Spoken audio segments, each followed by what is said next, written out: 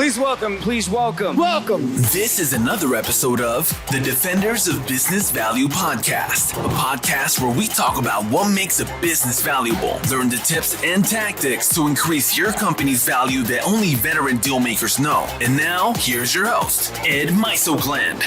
Welcome to another episode of the Defenders of Business Value podcast. I'm your host, Ed Mysogland. And today, I got a great episode. Jeff Bevis. Jeff is the Chief Operating Officer at Caring Senior Service franchise. And this is a home care franchise. So when, like in my case, we have, my mother-in-law is getting up in age and she's probably going to require, some additional services that from where I'm at, 3 hours away, it's just hard to do. And so this franchise comes along and they augment, home care services that family members would typically provide. And so one of the things that I'm really excited about and is Jeff as a person, because Jeff is probably one of the most transparent and information sharing people that I've had on the podcast. He talks about market multiples like it's no big deal. He talks about where this industry is going like it's no big deal, and at the end of the day, he is looking at how to further serve the people that have entrusted him. And so I'm certain if you've ever considered the home care world, this episode's for you because it is absolutely dynamite. So like I said, I'm certain you'll enjoy my conversation with Jeff Bevis from Caring Senior Service. Well, welcome to the show, Jeff. Thanks, Ed. I appreciate being here. Well, it's great to have you. I've been looking forward to this for a while. 38 years in the franchise world, you don't get this kind of horsepower on a podcast like this very often. So I'm glad you're on. And I the worst part about my podcast is the introductions. Before you come on, I do my introduction but I just don't think it ever does the guest any good. So I hate to ask you, but can you talk a little bit about, just kind of your journey into this space and then, Caring Senior Service? Sure, absolutely. Well, I've been in the home care franchise space for the last 21 years, 38 years total in franchising, 7 brands across 5 industries. But home care to me, Ed, was like the best of both worlds, to marry the franchise entrepreneurial aspect to it and really help aspiring entrepreneurs, but then to be able to serve seniors and the disabled and a very vulnerable population. And having those two combined now has just been the best possible scenario from my standpoint. Well, the funny thing is when you do research for a podcast, the funny thing is you never know what you're going to hear about people. And the funny thing about you is no one can say anything bad about you. I went high and low, and you're salt of the earth guy. So, well, so I'm glad you're on, and I'm glad you're my guest.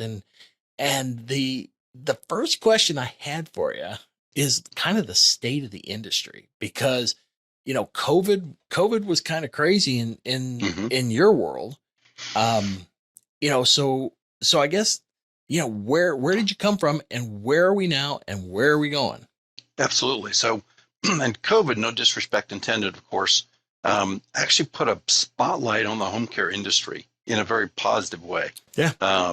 So we've seen tremendous lift as an industry coming out of COVID because of that.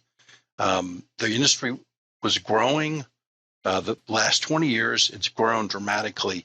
The demographics said and multiple forces are all showing actually almost a doubling of the industry in the next 20 years, which is hard to imagine having seen it literally in this past 20 years. But with the spotlight on home care now as really the place that people want to stay, as well as healthcare professionals seeing this is a low cost really focus area for patients, clients, non-medical and medical.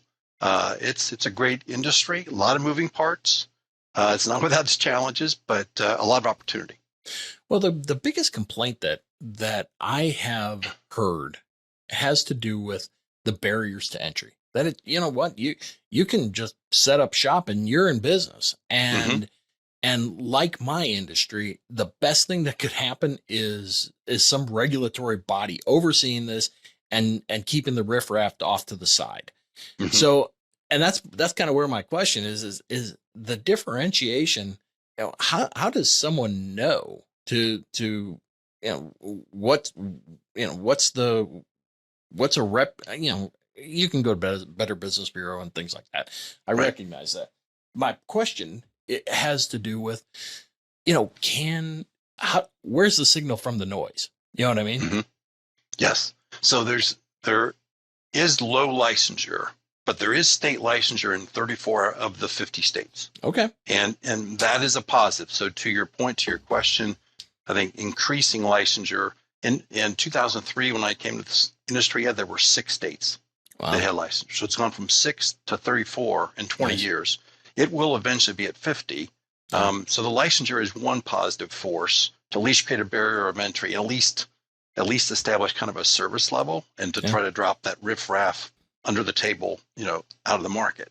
The reality is, because of the demographics and the overall demand, I think even with licensure in 50 states, we're still going to always have the private individual caregiver out there that doesn't have to be licensed. Yeah. So with the franchise, is the license with the franchise, or is the license with the franchisee, or both? Yeah, it's actually both. So the license is a state license granted to the franchisee, and they have to provide their franchise agreement as a backup with their application. I got it. So, like when you're valuing, and I'm going to jump around here, but when you see a franchise, and it could be, franchises in general, but from the home care space, where are the value drivers? What creates value in this business? Because it just seems, we're going to talk about recurring revenue coming up, but there has to be more to it than just having the contract for the client, right? Yes. There's definitely infrastructure there. Our multiples are running 3.5 to 4 times earnings as an industry average. Clean financials, solid 3 to 5 years plus operating history can get you in the 7, 8, 9 times earnings range. So the multiples are definitely solid. The infrastructure pieces, really like any other franchise business, Ed, are the main drivers. So, are there systems, processes, the team, not the owners per se, obviously, because you don't ever want to buy a business and then the owner walks away and the business is zero, right? But it's the team, it's the people. And in our business, as you know well, that labor challenge with the caregiver and the staff is the biggest driver right now. Yeah. So how do you retain those types of people? Because again, I've talked to so many home care businesses where the biggest complaint is someone will jump ship for a quarter an hour, and that's hard. And so how do you make those clients or those employees sticky? Yeah, there's that is the absolute challenge to us. I will make a point though that we have a retention issue in this industry. We don't have a turnover issue. Really? In other words, we don't have a recruiting issue. We have a retention issue. Okay. Our caregiver turnover rate per the industry, there's what's called the Home Care Pulse benchmarking report, comes out every year. Last year was 77.1% was the caregiver turnover number. That's fast food like. Yeah. But it's really a question of, to your point about someone jumping for a quarter more per hour. It's really not pay. When we survey caregivers as an industry or as a brand you're carrying, pay is 4th or 5th down the list. Really? What's the 1, 2, 3? Number 1 is they want flexibility of schedule. Number 2, they want appreciation, loyalty, and to be valued. Number 3 is they want training and professional development. And number 4 is pay. Wow. I've not in a million years would I have thought that. Yeah. So, okay. But it makes sense. So then what that leads to is the brands that do a good job of basically investing in their people, developing their people, showing a career path, showing that training and professional development, that they're the ones that have that stickiness, and they keep the caregivers, so they have a higher retention rate, a lower turnover rate. Wow. I wouldn't have thought I wouldn't have thought that. One of the other reasons that that I have heard had more to do with the client interaction. That some of these people are just brutal to work with, and it's like, you know what? Now? Sorry for your situation, but why are you taking it out on me, kind of thing? But the business owner is locked in because, that's revenue, and we got to kind of figure out how we're going to make this work. So go ahead. Yes, very, very true. Although I will, and again, no disrespect intended to our clients, because we're here to serve, but it's okay to fire a client.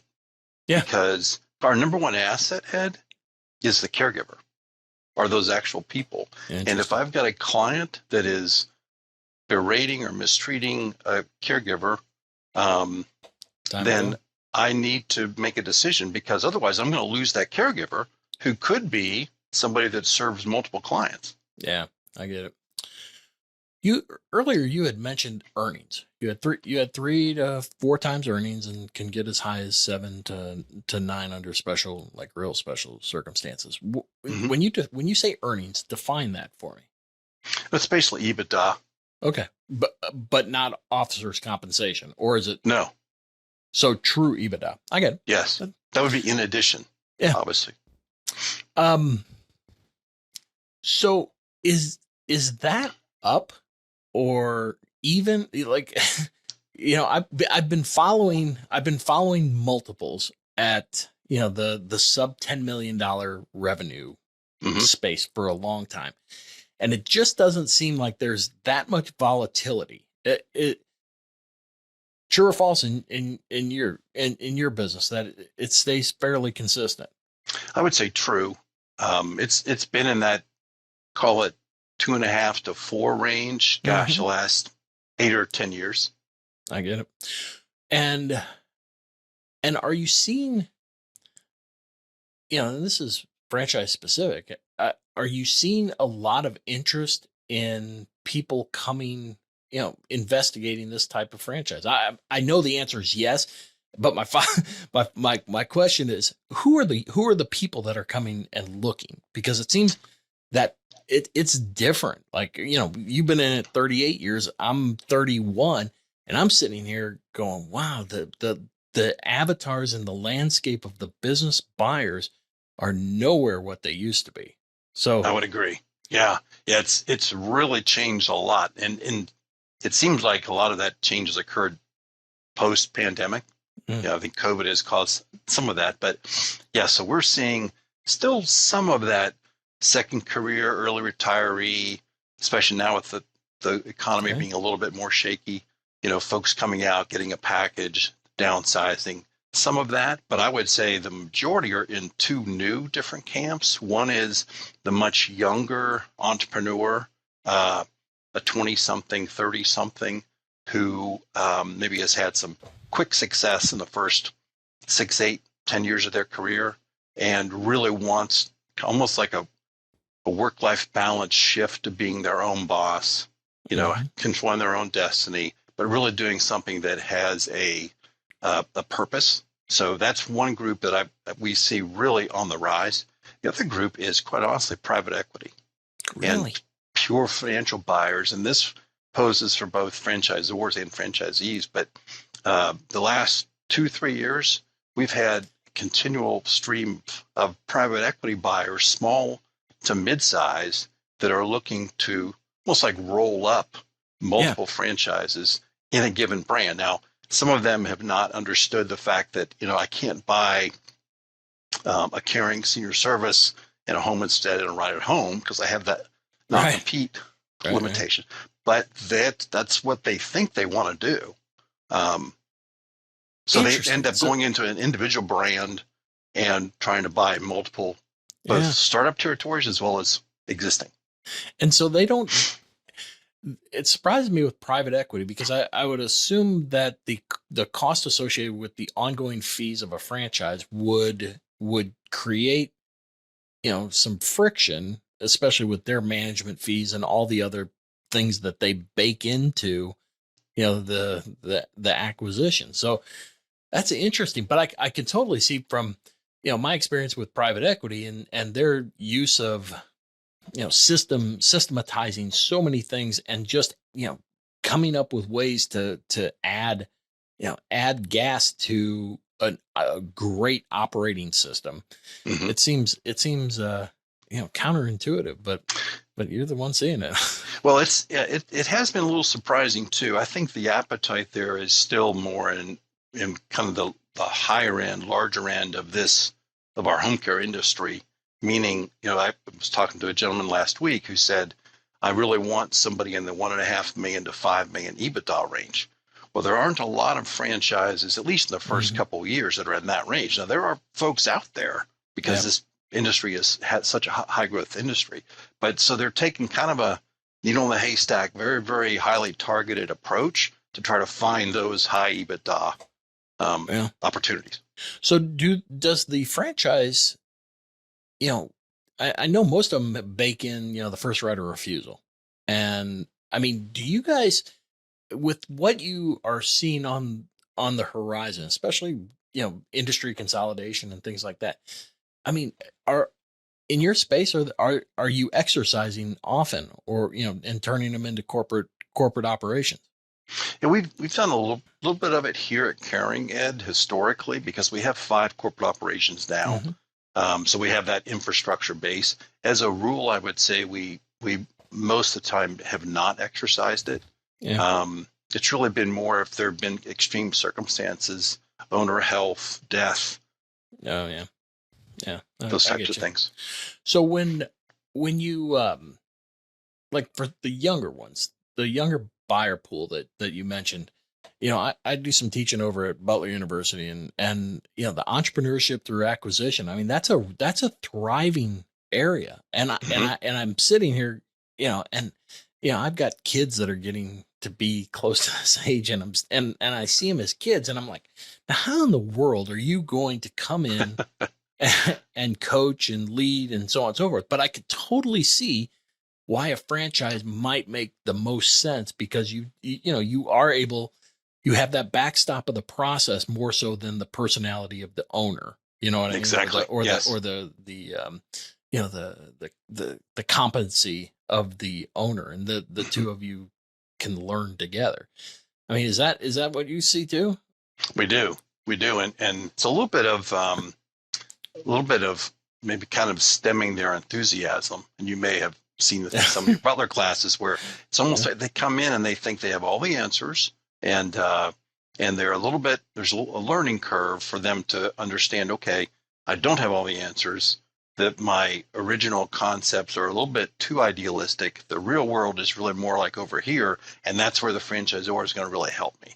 Yeah. So I think as long as we kind of reach that point in the middle, then it works well. Well, from a financing standpoint, does the SBA, do you have any preferred folks that you work with as far as that get you guys financed? We work quite a bit with Guidant.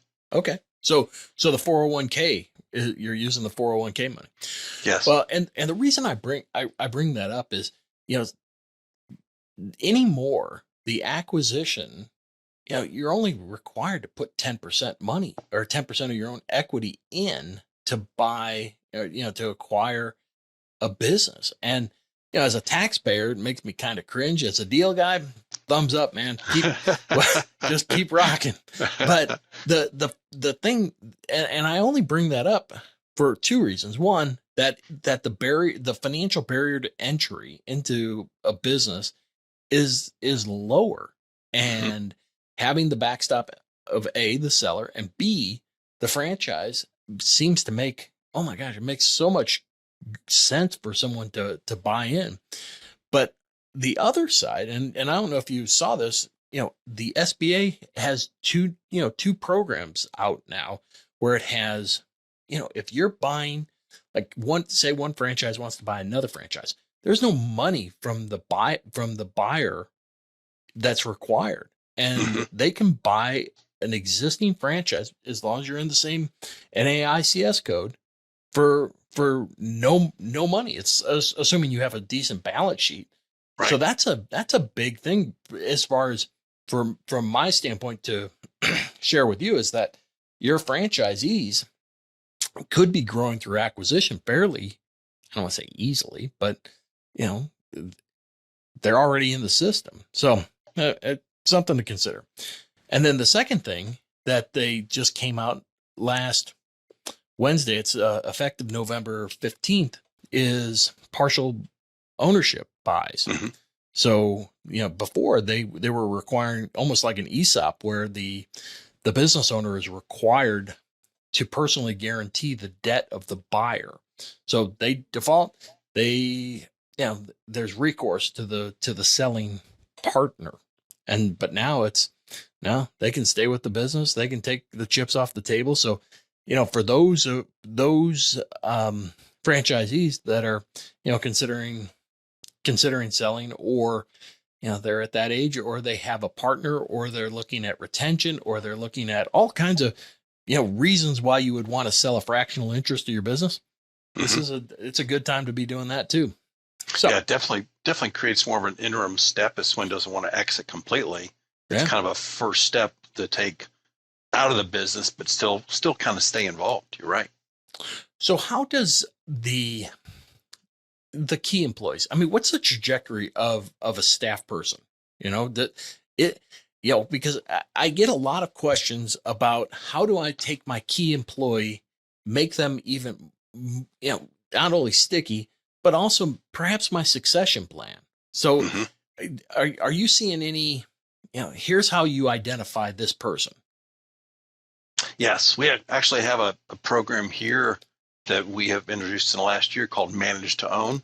Nice. That, we've seen that in past franchise industries before, that it really attacks exactly what you're talking about. So it takes in our world, an agency director, kind of general manager that runs each of these businesses on a day-to-day basis. He or she, the normal progression for them is to earn equity or to obtain equity and become at least a partial minority owner. Like you said, could even be an exit strategy to the current owner and help that current owner exit completely 3-5 years down the road. Wow. Do many franchises have that? I don't think they do. I mean, I've been doing it in all 5 industries that I have been in over the years. I first started, in truck rental and car rental with budget truck rental and thrifty car rental. And we had it back then, Ed. So yeah, I've always seen that as being a real appeal. It's not going to be a massive feeder to you per year, but if you have a really good, solid managed to own program, you should be able to do 6, 8, 10 awards a year. Yeah. Well, that's what the reason I share that or ask that has more to do with, normally when people show up at my doorstep saying they want to sell, they haven't turned around and looked at who might be their candidate within their 4 walls. Yes. And it just surprises me that if your franchise is worth its salt, that you would have, but you would know about this program to signal that this may be a candidate. So that's really interesting. It's kind of back to what I was mentioning before too. Even on the caregiver side, it applies to staff. So, agency directors, care managers, marketers, the other kind of management side of each of the home care businesses, they want that same thing. They want professional development. They want training. They want career progression. So we're using Manage to Own on the front end, recruiting those staff management positions so they know, hey, in 2, 3, 5 years, that's what I want to be a part of. And granted, I'm this is going to sound weird, but I don't mean it to. So a lot of franchises that the customer tends to end up being the franchisee. All right. Mm. That they tend to be the buyer. Now, granted, I'm not, the person you're serving, I'm not referring to them, but I will say probably a family member or somebody, do you see that? I mean, Oh, when you start, yes. interesting. Yes. Yes. In fact, it's a great point. So about 10, 12 years ago, this industry shifted to where the senior, the end client, Mm-hmm. who was the decision maker, we saw a major shift to the adult child.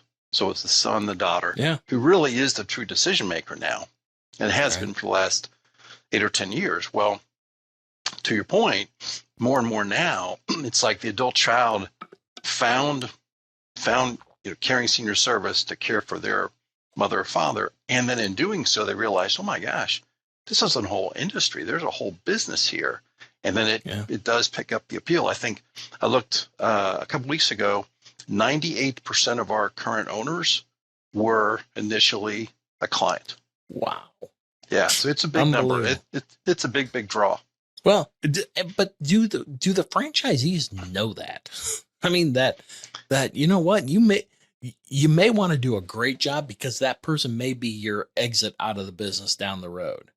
Yeah. Do they know that or not? Yeah, I would say it's kind of a mix. Okay. Part of our introducing this program in the last year was really helping educate that exact point that, look, if you're thinking of your exit, the first two questions I ask them are, what does your buyer look like? So let's at least understand what that profile looks like of who they're looking for. And then the second question is, have you talked to your existing staff?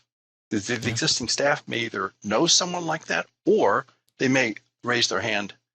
Yeah, interesting. Themselves. So you got your staff, you've got the clientele you're serving as potential buyer pool, and then you broaden to the planet. Interesting. Mm-hmm. So recurring revenue. This is, I mean, that's why everybody wants your business. It's driven by recurring revenue. Is that true or not? I mean, I know partially it is that, because you have an engagement and you're Yes. serving on a regular basis, but is that really what drives the value? I would say it's one of the key factors. Okay. And the short answer is yes, but so, we serve clients on an hourly basis, typically a 2, 4, 6 hour minimum, all the way up to and including 24/7 care, providing for care around the clock and everything in between. The average client takes 24 hours of care per week. And we'll have clients, Ed, for 1 or 2 weeks, and sometimes 1 or 2 days if they're in bad shape. Yeah. But the average client right now is sitting at 9.5 months is how long we take care of them. And a lot of people start at 6, 8, 10, 20 hours a week and then become, as their conditions worsen, 60, 80, 90, 100 hour per week clients. So it is recurring revenue. You do have those quick in and out clients, but that's just part of the fun, part of the challenge. And a lot of those quick in and out clients come back and become a more permanent or longer term client too. So it's funny because I shouldn't say it's funny, but when I and this is years ago when my mother was deteriorating, I reverse mortgaged her house, and I'm telling you, whatever I needed to do to keep her in that house was what was going to happen. And I was going to, my sister and I were a little bit sideways because she's like, well, she can get better care. She can get better care, in a facility. I'm like, I will burn through every nickel to make sure she's here. And and granted, I did a pretty good job of it, but at the same time, that's, everybody wants to. No one wants. Who wants to go to a facility if you don't have to go?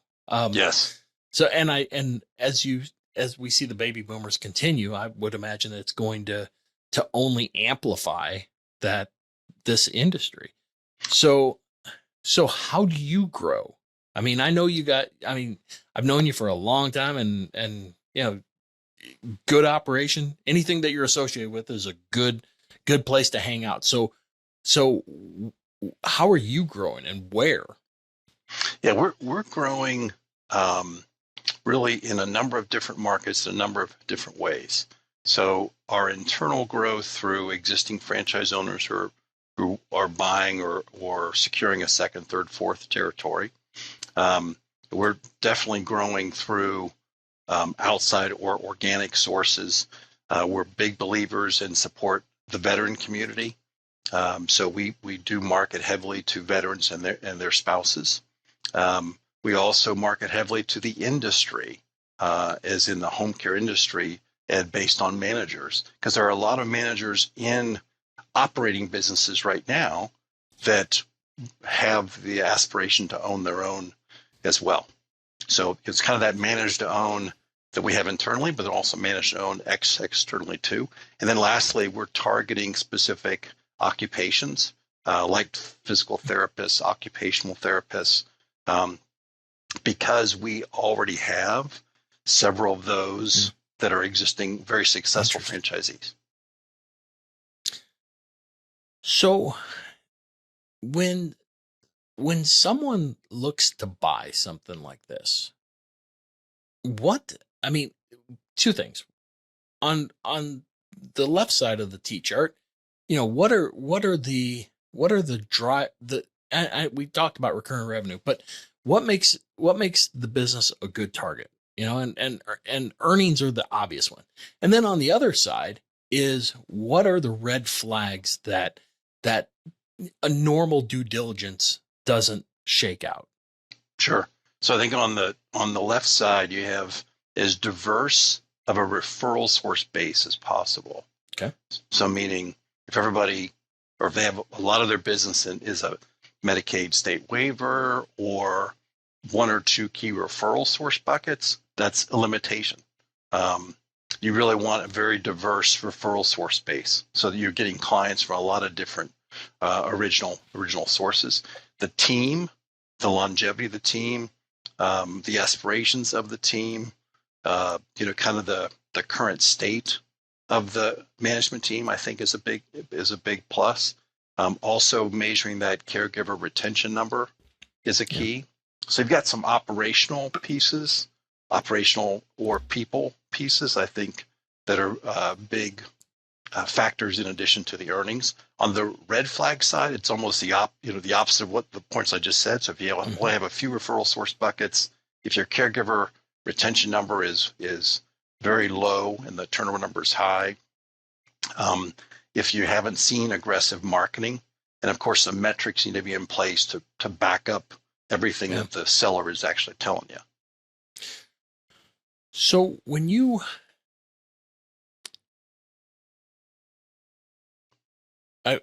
where I was going with this, I wanted to know from a working capital standpoint. I mean, is this a difficult business to fund? I mean, is the time you have a client, you perform the service, there's billing. Is it done on a weekly basis or a monthly basis? So weekly, so you don't have the cash flow challenges, right? Right. So I think that the short answer is it's not a difficult business to really fund. Our new franchise is 116 to 176,000 is the working capital range, item 7. The existing business, as a model at Caring, we bill every 2 weeks. Okay. And we are predominantly private pay, about 72% private pay. The other 28% comes from third-party payers like long-term care insurance or one of the different VA programs primarily. So the key there too is from an AR standpoint, you really don't have, especially if you have heavy private pay, the AR is almost zero. Okay. So since I'm coming to the end of all of my questions, I one of the things that I've asked, so you're, I think, episode 105, 106, and I've asked this since the beginning, is if you had one piece of advice that you would give business owners that would have the most immediate impact on their business value and salability, what would it be? Because you've seen a lot of them. Yeah, I would say far and away, Ed, make a stronger, higher, deeper reinvestment in your people. Interesting. I see a That's lot good. of owners that almost try to systematize things and don't really maintain a high human aspect. And, if that team is not there, and then when the owner exits, that buyer has very little really to back everything up. Nice. That's a good one. So what's the best way we can connect with you? Well, my email is jbevis, Bevis, at caringinc.com. So it's caring, INC. Certainly welcome folks to go to our website anytime, and always enjoy speaking with potential buyers or folks that are even contemplating the industry, just to try to help them better understand how it works. You know what, and I'm glad you said that, because what the listeners don't know is just how generous you are with information and with no strings attached. And that to me is, that's why you got a 38 career in the franchise world, my man. But we'll have links to you and where to find you and all that good stuff. Is there a hot market that you're looking for before we go? Is there a place that here's we got listeners across the country. So is there a spot that you're looking for? Gosh, not really. We have over 500 territories available in the U.S. today. We're in 57 markets in 17 states. There is no state or even city even close to saturated. So, perfect. And with a growing senior population, we've got decades of growth. So we would welcome interest anywhere. Right on. Well, hopefully we'll find you 1 or 10 from this podcast. Thanks, my man. Appreciate the time. Thanks for having me, Ed. This was another episode of the Defenders of Business Value podcast. For more episodes packed with strategies to increase the value of your business, visit defendersofbusinessvalue.com for show notes, transcripts, and free tools to start you on your journey. Subscribe now so you don't miss any future episodes.